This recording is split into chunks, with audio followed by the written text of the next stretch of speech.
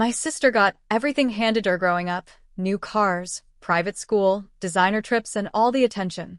Then, at Thanksgiving dinner, she found out I had $26 million and had a complete meltdown in front of everyone. My uncle screamed, and my dad just stared. My name is Madison Cole, I'm 31. And if you think money fixes old scars, stay tuned. I grew up in a house where love was a competition disguised as parenting. My sister, Brielle, was the favorite. She was the gifted one, the one with ballet recitals, Ivy League tutors, and applause after every minor achievement. I was the quiet one, hand-me-down clothes, public school, and the kind of encouragement that sounded like obligation. When I graduated high school, Dad told me, "Be practical. You're not like your sister." So while Brielle studied art history in Paris, I worked double shifts at a diner, saving every tip in a coffee can labeled someday. Someday came in the form of a startup job in Austin. Data analytics. Long nights, ramen dinners, and zero expectations. I worked until my name mattered, and when the company went public, my stock options changed everything. Overnight, I became the thing my family never expected: the wealthy one. I didn't flaunt it. I kept quiet, sent Dad a new truck anonymously, paid off Mom's medical bills, even covered Brielle's overdue credit cards once. But secrets have expiration dates. So, on that Thanksgiving evening, when the conversation turned to who's successful now, my uncle joked, "Madison, still scraping by?" I smiled and said, "Actually, no."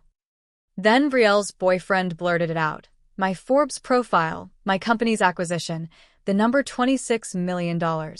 The room froze. Brielle's wine glass slipped from her hand. Dad's fork clattered. And my uncle's voice thundered.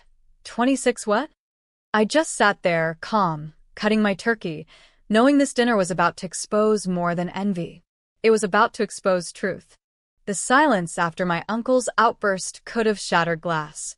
Brielle's jaw hung open, her face twitching between disbelief and fury. 26 million? She repeated, louder this time, like saying it again might shrink the number. You. From that nerd job. I didn't flinch. Yes, I said simply, slicing another piece of turkey. That nerd job turned into a global analytics firm. I just didn't think it was dinner conversation. Mom tried to smooth things over, her voice trembling. Brielle, sweetie, let's not make a scene. But Brielle was already standing, eyes blazing. A scene? Are you kidding me, Mom? She's been sitting here, quiet, while we helped her all these years, and she's been hiding millions. I set my fork down. You helped me? I asked. You mean those years I was living out of a studio apartment while you drove a Range Rover paid for by Dad's loans? Dad's head snapped toward me. Watch your tone. No, I said, my voice steady. You all watched me struggle, and now you're shocked that I didn't stay there forever. Brielle slammed her hand on the table, eyes wet but furious. You owe this family. You don't get to disappear and come back rich. My uncle jumped in, voice booming. She's right, Madison. Families sticks together. You've got enough to make everyone comfortable. Why hide it? Because it was never about comfort. It was about control. I leaned back, studying their faces, the people who'd once pitied me, dismissed me, and now saw me as a walking ATM. You didn't ask how I earned it, I said. You just want to know how much of it you can have. Brielle's voice cracked. So, you're not even sorry? For what? I asked. For surviving without you? That's when Dad finally spoke, soft, distant, like a man realizing the hierarchy he built had just collapsed. Madison, he said quietly, you should have told us. I met his gaze. And you should have believed in me. The table went still. The turkey steamed in silence. And for the first time, they saw me. Not the forgotten one, the untouchable one. Brielle's meltdown escalated faster than I expected. She grabbed her napkin, threw it down, and shouted, You always wanted to outshine me. You probably planned this. I stayed calm. You can't plan success, Brielle. You work for it. Oh, don't act so holy, she snapped. You think money makes you better? You're still the boring one. the one who begged for attention growing up. Her words didn't sting, not anymore. They were old bullets, dulled by truth. Uncle Gary jumped in again, the self-appointed family judge. You know, Madison, maybe it's time you give back. Family supported you when times were tough. I turned slowly toward him. You mean that time you charged me rent to sleep in your basement after my car broke down? Yeah. I remember. The room froze again. Mom whispered, Madison, please, this isn't. No, I said, leaning forward. This is Thanksgiving. It's about gratitude, right? So thank you, Uncle Gary, for teaching me how to survive. Thank you, Brielle, for showing me what favoritism looks like. And thank you, Dad, for never believing I'd make it. Because you made sure I did. Brielle's eyes filled with tears, not from remorse, but humiliation. You're disgusting, she hissed.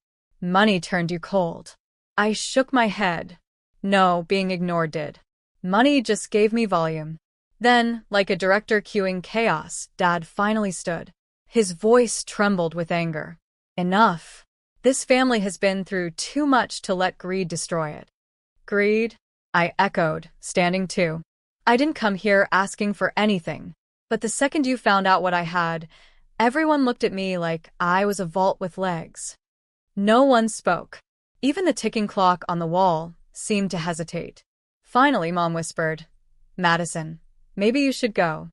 I nodded slowly, grabbed my coat, and said, You know what? You're right. I'll go. But remember, you pushed me out once for being too small. Don't push me out again for growing bigger. The door shut behind me with quiet finality. Inside, I left them with their turkey and their silence. By the time I reached my car, my hands were trembling, not from fear, but from the sheer weight of finally speaking every truth I'd buried for years. The cold night air hit me like clarity. I sat behind the wheel, staring at my reflection in the dark window. For once, I didn't see the invisible daughter. I saw the woman who'd built something no one could take. But the family war didn't end that night. The next morning, my phone blew up, missed calls, group texts, guilt messages dressed as concern.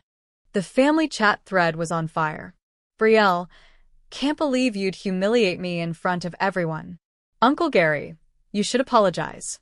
It's not right to flaunt wealth when people are struggling. Dad, let's talk privately. We can still fix this.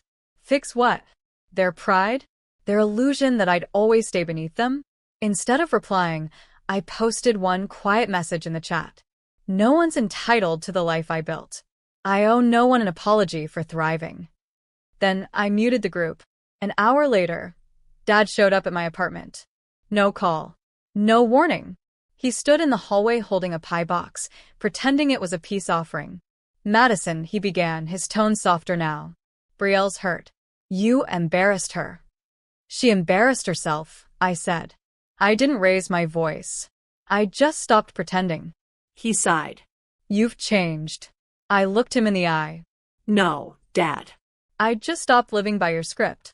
He opened his mouth to argue, but his voice faltered when he saw the framed newspaper article on my counter. Austin's youngest female tech executive to launch community grant program. His eyes softened, confusion flickering into pride he didn't want to admit. You're helping people now? Yes, I said simply. The kind who never got a chance. The kind you never believed in. He nodded slowly, unable to meet my gaze. Your mother would have been proud, he murmured, before walking out quietly. And for the first time, I didn't chase his approval. I just let him go. The following week, the story took on a life of its own. Not online, but inside my family's whispers. Brielle had gone full meltdown mode. She called mutual friends, sobbing that I'd ruined Thanksgiving, that I was heartless, that money had turned me cruel. The irony? Every person she called already knew my story. They'd seen the years I was left out of vacations, the birthdays forgotten, the way Dad used to introduce me as the other one. This time, no one bought her version. I was sipping coffee in my office when Rachel, one of our board members, knocked and handed me an envelope. These came for you, she said with a smirk. Inside was a typed letter, formal, desperate. Dear Madison, we've talked as a family. We believe things got out of hand. You've always been generous. We'd like to rebuild this relationship, privately.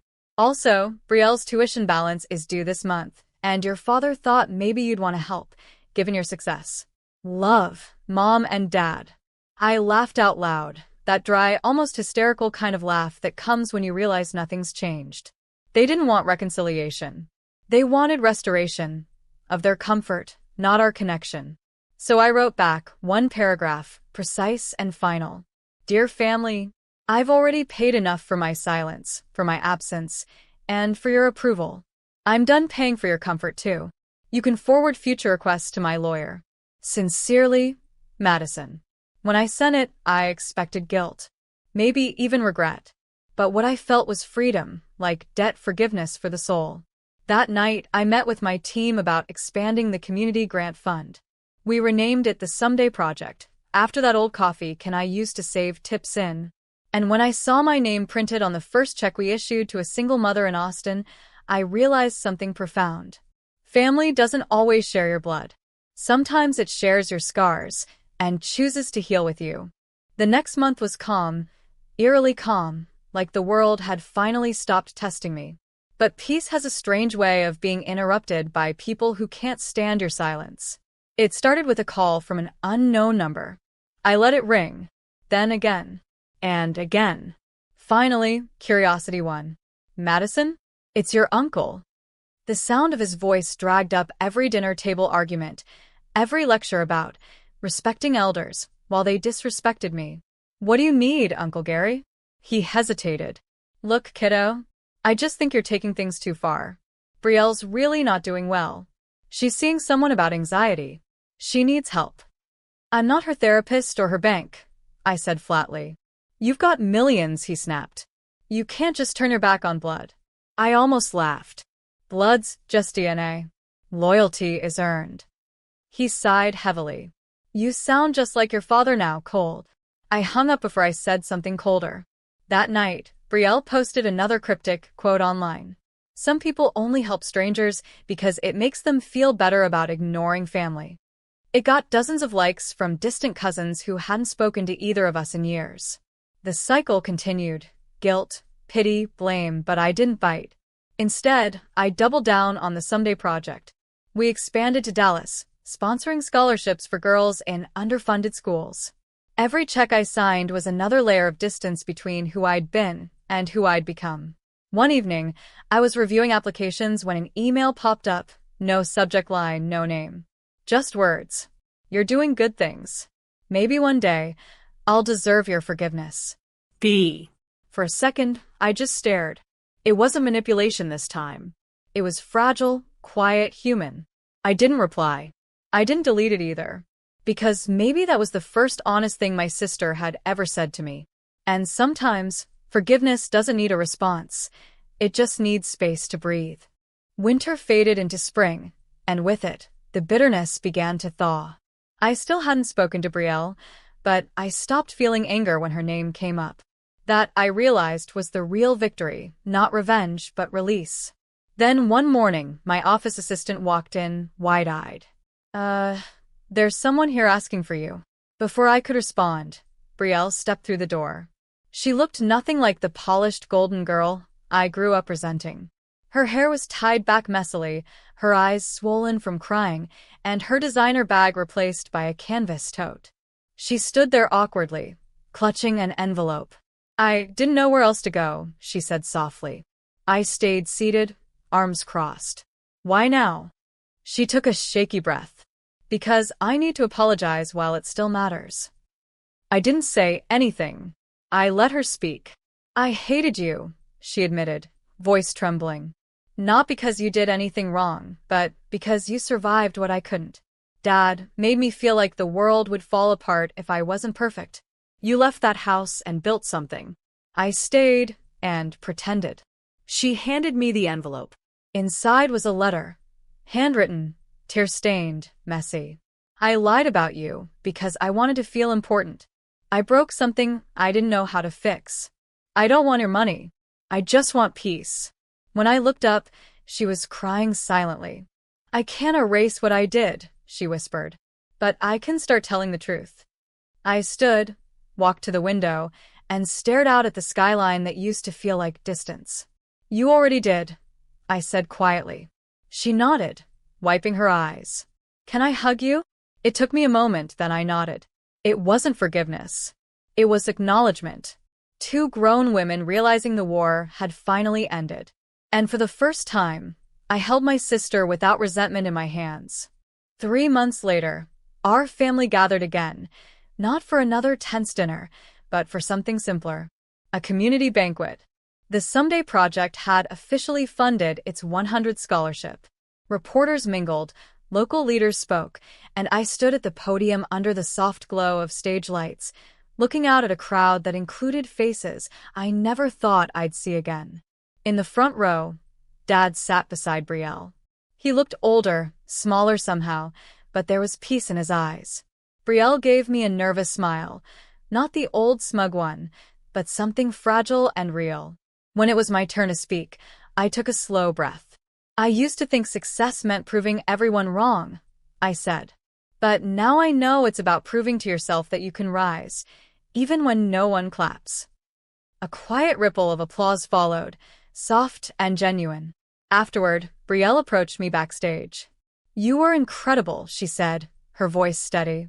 "You really built something beautiful." I smiled. "So did you. You came back. That takes its own kind of courage." She hesitated, then handed me a small box. "Dad wanted you to have this." Inside was Mom's locket, gold, old-fashioned, engraved with 2 names, Madison and Brielle. I hadn't seen it since I was a kid. "I thought he sold this years ago," I whispered. He almost did, she said. But I stopped him. I told him, maybe someday you'd want it back. For the first time, I didn't feel the weight of resentment in my chest. Just gratitude, quiet, fragile, but real. Later that night, when the guests were gone and the hall was empty, I stood on the stage alone, holding that locket against my palm. All those years chasing approval, running from envy, carrying anger, they'd led me here. Not richer, just freer. I looked up at the lights and smiled. "I didn't buy peace," I whispered. "I earned it." And as I stepped down from the stage, I saw Brielle waiting by the door, waving, not as my rival, but as my sister.